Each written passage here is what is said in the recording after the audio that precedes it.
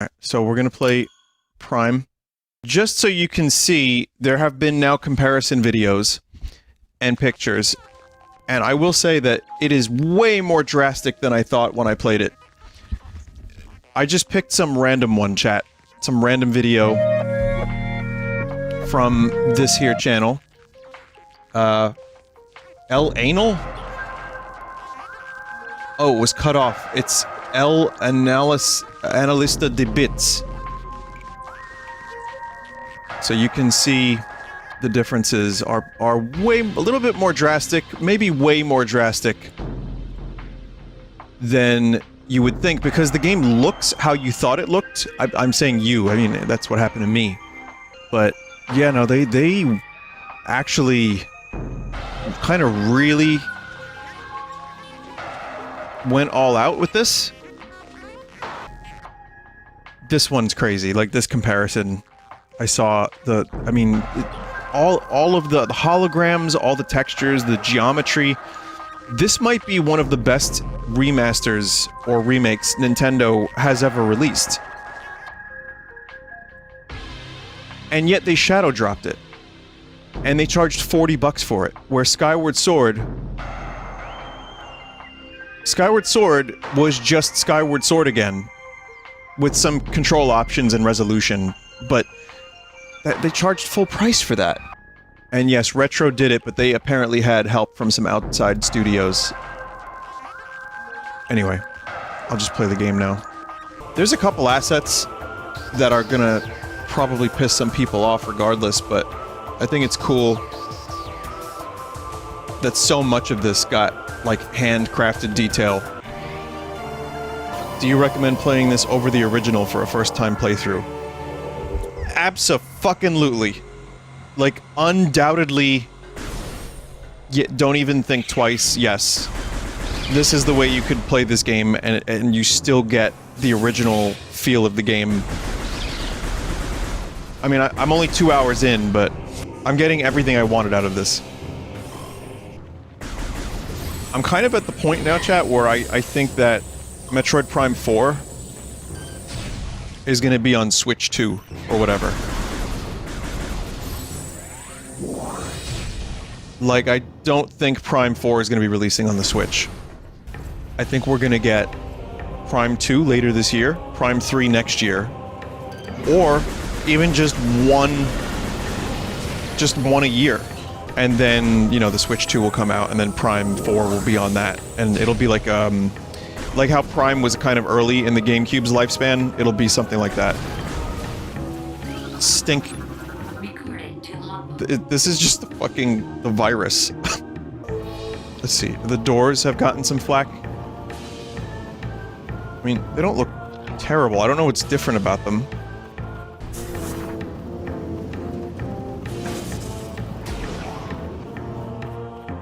Speed! I'm just gonna enjoy Troiding.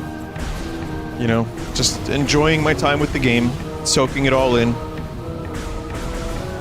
Because until Metroid Prime 2 Echoes Remastered, this is the Metroid game that we have right now. So it makes me wonder if they could even make that game without having the motion control option be the primary option. And I think they could, they'd just have to, like, you know, spend more time on that. And, like, realistically and logistically try to rethink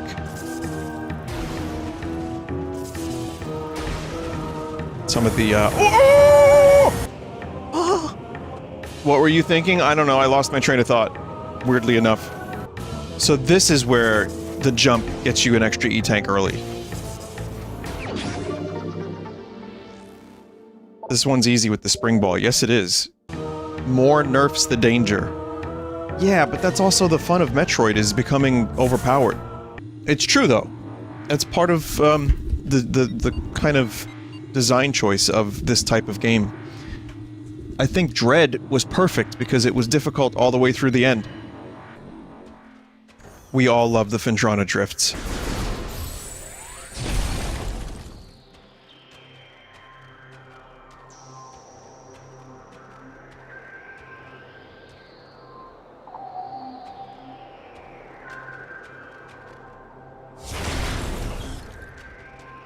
the music. It looks awesome. And now it looks even better.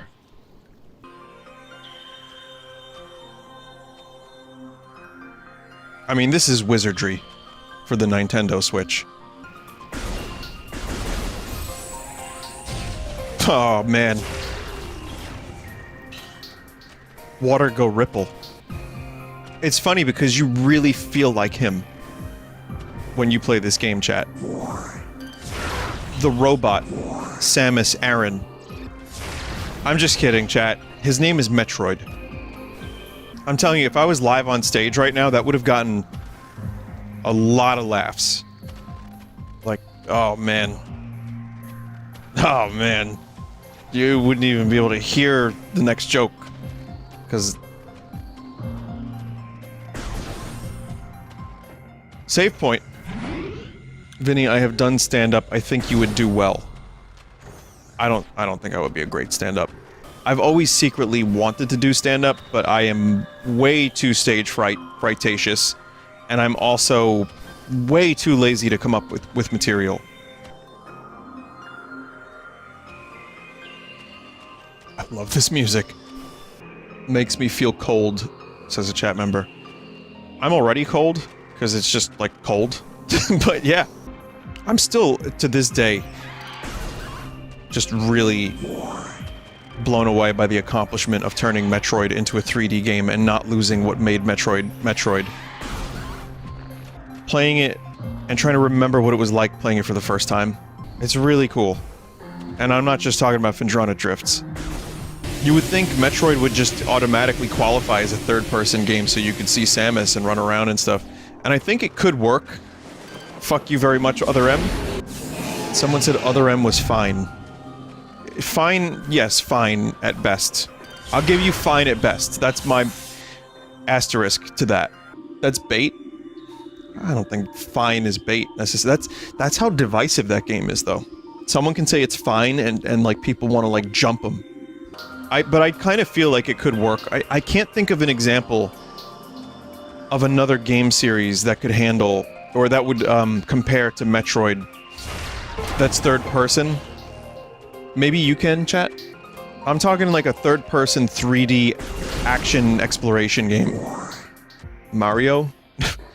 Alright, never mind, this is not working. Tomb Raider? Ugh. Really? This is way too overly specific. I know, I'm starting to regret this.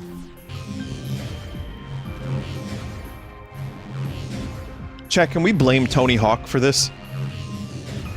He did invent half-pipes. That's what I'm saying. Tony Hawk invented half-pipes. If it weren't for him, and if it weren't for his horse, we wouldn't have had half-pipes in Metroid Prime. When's the new season of Vinesauce starting? Depends on what game I get addicted to next. Zelda? We've had Zelda already. I guess Zelda 2. The new batch.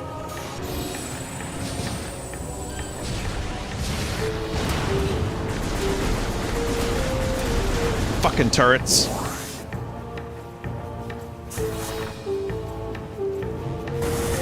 Yeah, that's a good... Yeah, good. What am I even looking at? Do you remember when, Metroid Prime 2 Echoes launched the same time as Halo 2? And then people started comparing them, even though they're completely different games. Oh boy, I remember that. Metroid Prime 2 had multiplayer. And it was the most basic shit ever, and you just locked on. I played it like 3 times, because no one wanted to play it with me. Everyone else was busy playing Halo. You know what would be great games to get modernized controls? Kid Icarus Uprising, Metroid Prime Hunters, and, hear me out on this one, Mario 64 DS. For some reason, there were people that did not believe me, that the controls were different. But the characters have a different, like, physics to them. So even if you mod in analog controls, which you can, and they're better, but the characters still kind of move around like they have a dumpy. Mario 65 isn't real, and no amount of glue eating will make it real, chat member. I'm sorry to tell you.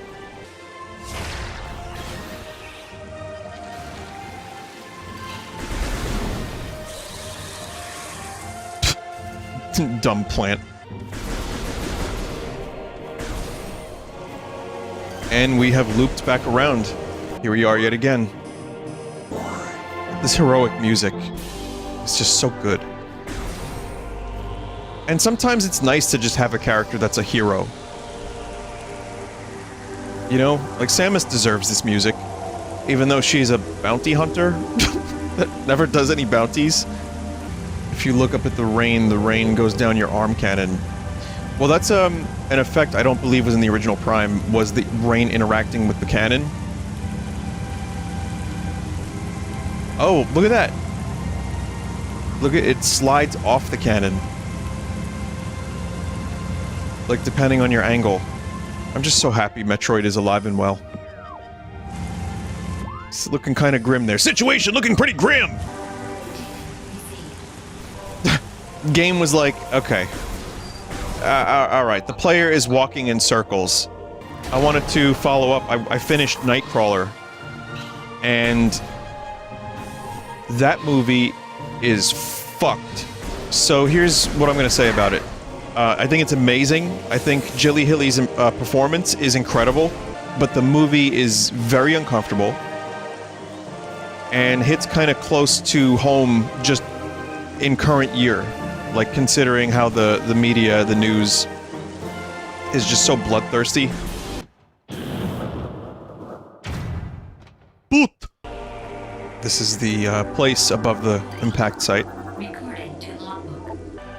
And that brings us to the weakest aspect of the game, in my opinion, which is the artifact fetch quest. It doesn't really detract from the game enough for me to, like, lower this from, like, a 10. You know, I might be biased. Chat, 2 years ago, we were playing Animal Crossing. In pajamas. All day. Oh, that's 3 years. Oh my god. Chat, the icon of the beams, is that Samus's hand position? It's the showstopper. Why does it have a name? You can see her actual hand change configurations in the X-ray visor. I feel like I might have known that many a year ago.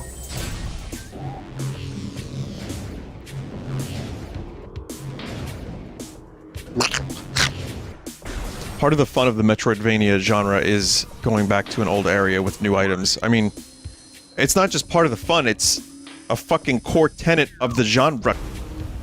Chad, do you remember when I played Metroid Prime 2 and then they announced a game? Was it Dread? Or was it Prime 4? It was Prime 4. Wow, that was a lot of years ago. Yeah, fit in that hole. What's wrong, chat? Is that not literally what just happened? I should probably memorize the landmarks a little bit, so that way I know how to go to that area without having to open the map every 2 seconds. But if you've ever seen me play a video game before, then you know that if the video game gives me a map, I'm opening it too much. You know what Metroid Prime 4 needs? Space credits. Samus is a bounty hunter. I know it's in the loosest sense of the word, someone said the Japanese sense of the word even, but complete bounties. I guess the problem with that is it would just become like almost every other game. Chad, are they gonna do an open world Metroid? No Metroid Sky of the Wild. At that point, don't even call it Metroid Prime. Call it Metroid Spagublio. They've tried a couple different things. There was even a Metroid Prime pinball game at one point. As I'm sure some of you remember, as it is the best Metroid game. Get it, cock!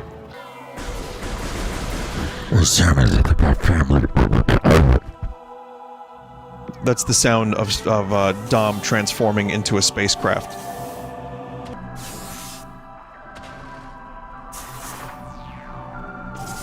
I offer you ball. Mando got a lightsaber, that's true. Mando Calrissian actually is getting a darksaber. Now that the show is like almost back, I still feel...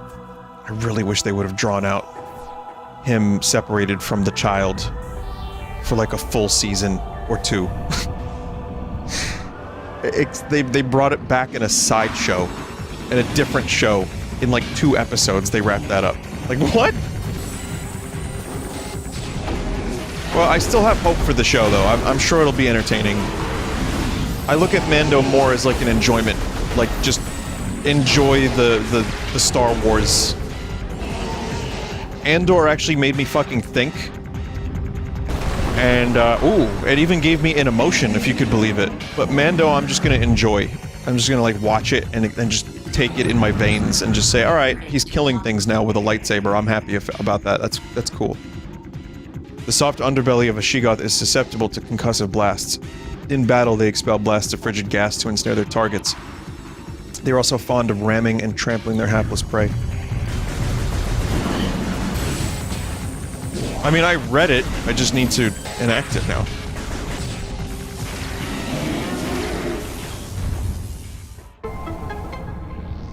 Okay. Bombs equal concussive hit the belly. Oh, yeah. That would have been cool to see, wouldn't it? Have been. I could have used the bombs. Oops. It even told me to use them.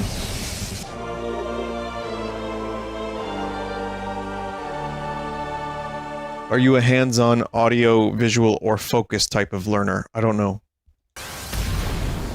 I learn usually through just sheer blunt force trauma. And even then, maybe sometimes I don't. If you believe in them horoscopes, I am a Taurus, so I'm very stubborn. I don't know if I believe any of that shit. Anyway, I am a Taurus, the most philosophical of all. Did you ever hear Jim Morrison deliver that? Probably not.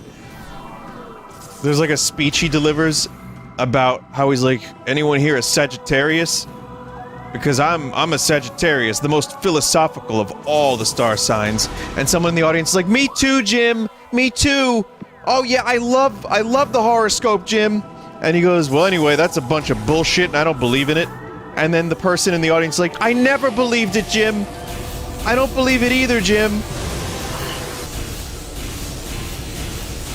I mean, there's definitely some stuff in here that is related to how I was brought up and the disposition of my parents and, you know, I went to a pretty strict Catholic school with some of the most scraggly, dry, like, I would say soulless, but probably not soulless. That might be a little too far. Cantankerous, nasty, not nice people. I had some teachers that were extremely, extremely... They were, like... how do I explain this? Yeah, nuns. Some of them were nuns or ex-nuns. They were the type of people that you almost didn't want to believe the things they were teaching you because you hated them. And I'm not alone in saying that. I had, a lot of classmates, like, we just hated a lot of our teachers in grade school.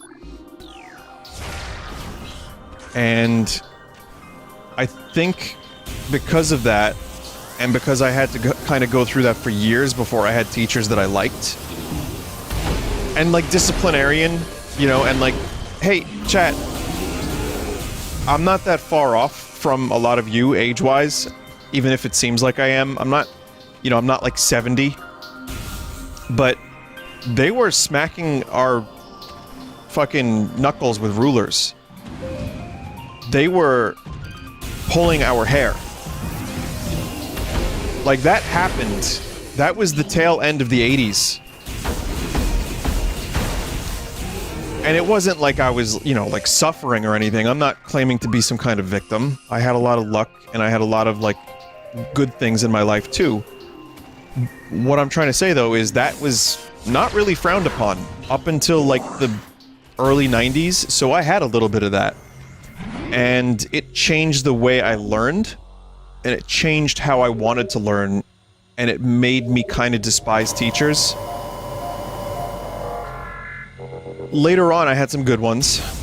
High school, I had some good and some awful ones. I mean, it was a crapshoot. I mean, but that's the thing, though. A teacher, too, you gotta feel a little bit of sympathy for them, because these are also just, like, broken human beings. And you don't really know what they go through in their life, and they bring it to the classroom sometimes, and it sucks. They're just doing their best, and some of them are not handling it in the right way, or because of the fact that I went to a religious school, they handled it in the way that they were taught, which is, you know, Old Testament.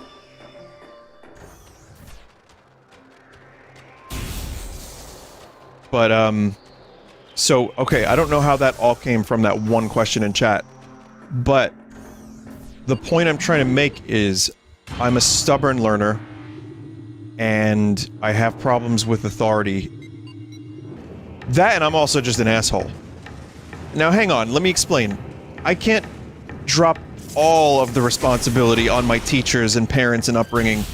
No, because there's a certain point where you have to take responsibility for yourself and your own fuck-ups and actions. And that's hard. And it's hard to admit, and it's hard to do. So, you go and you do that. But I mean, you know, you do you. Not gonna stop you. You know, only you can know yourself. You know who said that? Mr. Skok from Starcock. You know, chat, this was supposed to be a video game stream where I talked about Metroid, and it turned into this. I don't know how. I hope you don't mind that it did. Now you know a little bit about me. You still don't really know that much, but that's the point. You don't, you know, we're all different people, and that's okay.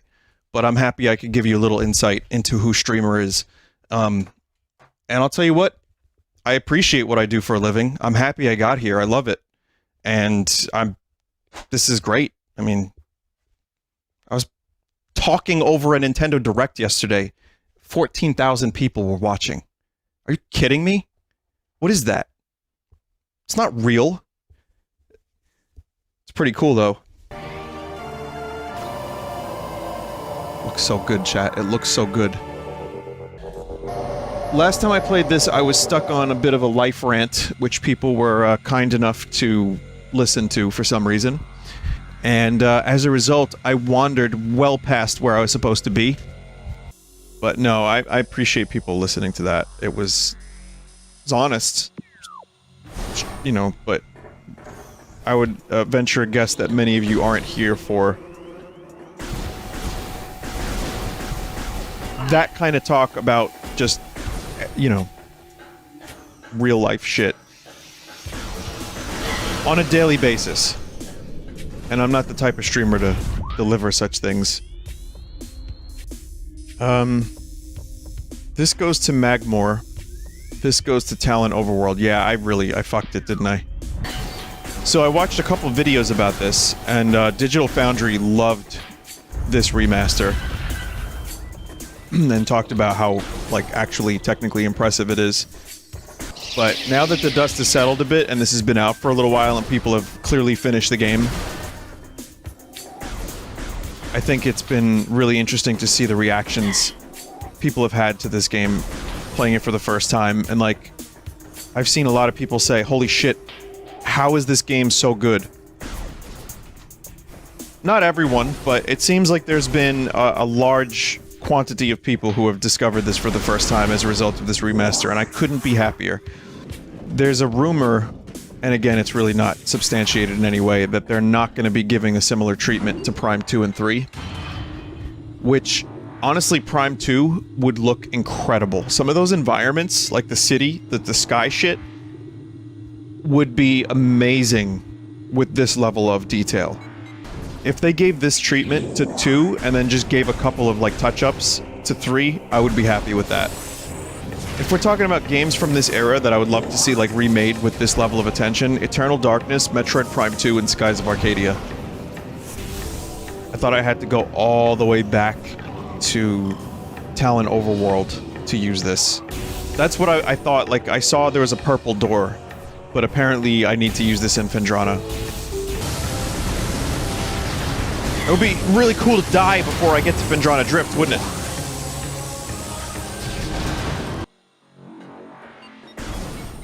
Does Wave Beam completely outclass normal beam? Nope. The beams in this game don't really work the same way as in other Metroid games. Each one kind of has a purpose. I think this is more powerful on some enemies. Like, each beam has different enemies that it's more powerful against. But you'll notice this has a triple shot, but goes slower. So you can't, like, mash. My eyes are playing a trick on me. Why can't I see this from above? Oh, that is above. Oh man, I just had like a weird optical illusion thing happen there. Alright. When I saw it, you know, many of you were probably here for the Nintendo Direct. Like, for a little while, I wasn't even sure how much was actually done. Like, I thought maybe, oh, okay, some extra model work and maybe some, like, textures up-resed. Because it just looked, the art style remained so similar, it just looked how I thought the game still looked in my head. Which is a very real thing. That's almost like an overused adage at this point, but it's actually really true. I think I'm gonna pick up the physical version. And to justify it, I'm gonna let one of my friends borrow it. And then when he's done, give it back to me. So I'm like justifying it as if like it's a gift, but only just so he can play it. Because his only Metroid that he played was Dread, which I also let him borrow, and I want him to understand why I'm like a nut about Metroid. The problem is, if you play Dread before Super Metroid, when you go to Super Metroid, story-wise, you're gonna be lost. So I'm gonna say, if you here's my suggested order, and maybe this isn't a great suggested order, but I'm gonna do my best. Okay, you played Prime, you really enjoyed it, you're looking for more Metroid. Play Super Metroid next. Because it's the most familiar, like, to Metroid Prime. Then play Fusion, and then play Dread. All of which are now on the Switch. See, because I think, Zero Mission's a great starting point, too. Because it is just Metroid 1, but with better mechanics. I love, Zero Mission, I think it's great.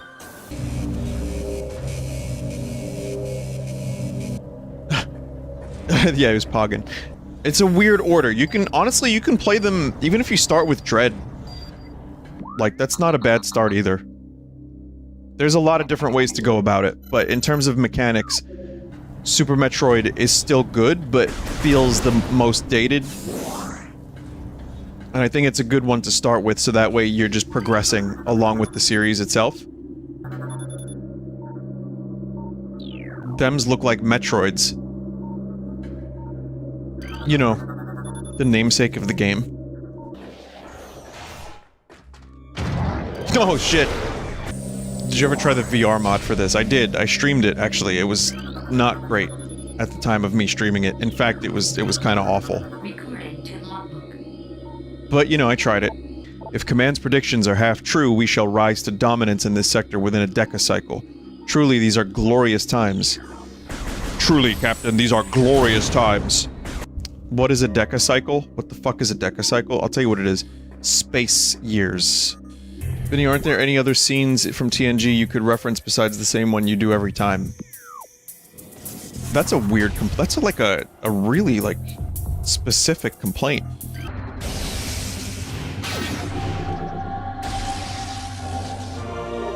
Yeah. Kinda wish that, like in old games, when you opened a door, it would just turn into a regular door. Like, I don't want to have to keep switching to the wave beam because I actually don't really enjoy using this weapon all that much. That's my Metroid Prime nitpick. Why do doors in the Metroid universe open by shooting them? It is a universe that has evolved through extreme violence. Flying pirate. Pirates trained and equipped for airborne assault. Flying pirates are extremely agile in the air, but the heat signatures of their jetpacks can be tracked with thermal imaging. While their missiles are extremely potent, their jetpacks can even be more so. If their pack fails, they will make a suicide strike. Oh man, I just obliterated that one with a super missile. Someone said, hot take, the map in this game is atrocious. Well, as a Metroid enjoyer, and as a staunch Metroid Prime defender, I would have to agree, actually. I wouldn't call it atrocious, it's doable. The problem is, it's just been done better by now. And at the time, it was pretty... I remember people fawning over it. Metroids look so round. Oh, there's only one. But they're so cute! Oh shit. Man, the lighting on that glass looks pretty goddamn good. It's a different strain of creature? They are. These are, ice beetle. Their carapace is reinforced with ice. They've adapted to life here and stuff. And they're resilient and have, you know, big sacks. I'm gonna, like, ruin that pirate's life by ending that pirate's life. What a smart idea it was to implement visors into this game. There's so many really, like, forward-thinking, clever ideas to bring you into this world. I mean, it does make sense when you think of it. Like, I guess once you start with, wouldn't it be great to see out of Samus's helmet? It's like, well, how cool would it be if you could change the visor on Samus's helmet? And then it just becomes a core gameplay mechanic. What rank job do you think Samus would be in Starfleet? I think security officer. I mean, Other M kind of sadly explored that a little bit, and then you could just see she just follows orders blindly from some dumbass. But I just go ahead and wipe, you know, I wipe that from my ass, so I don't even like to think about that. That game's not even canon to me as far as I'm concerned.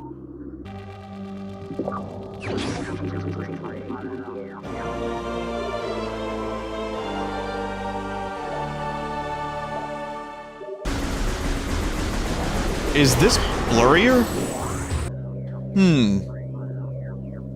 I see what they were going for. I don't think I'm all that into it. There's a ton of motion blur. Yeah, that would have been a nice option, to be able to turn off thermal imaging motion blur. Also the heat on the gun, the more you fire. I just like that it heats up and then cools down. Why does this thermal visor make weird noises? Like, yep, yep, yarrow, yep, yep, yep, yep, yarrow. It goes, yum, yum, yum, yum, yum. That's what heat sounds like? Oh, I see. This is something I feel is a bit of a downgrade. Here you go. And Digital Foundry called this out too.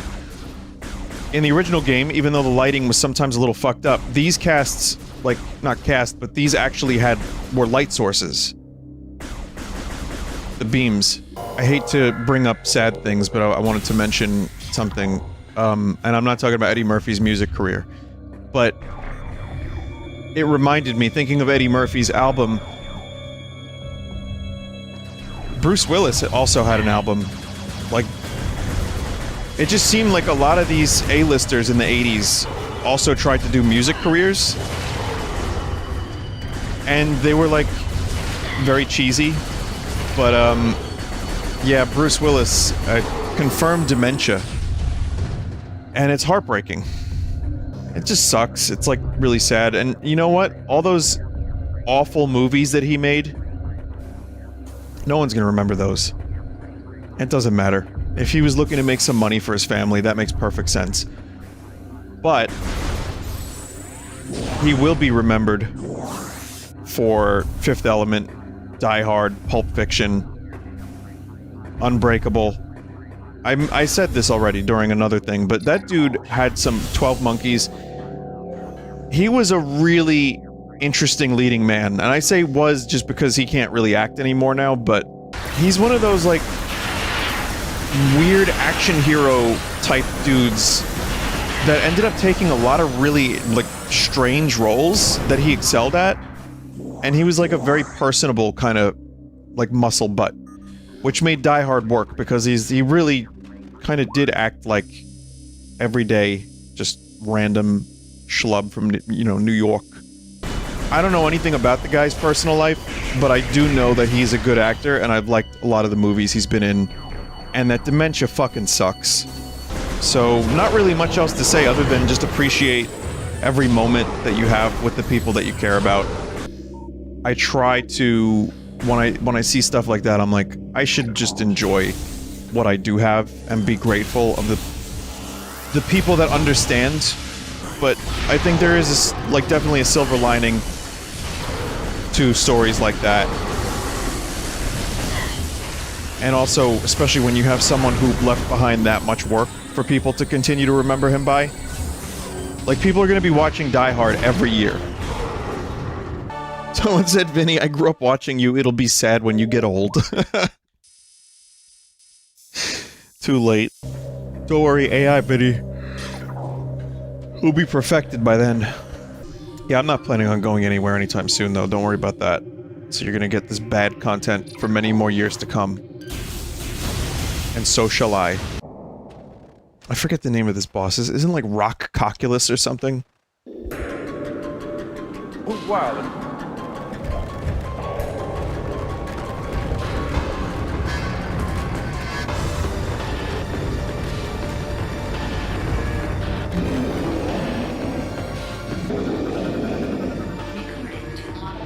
Oh, I was close. It's Thardus.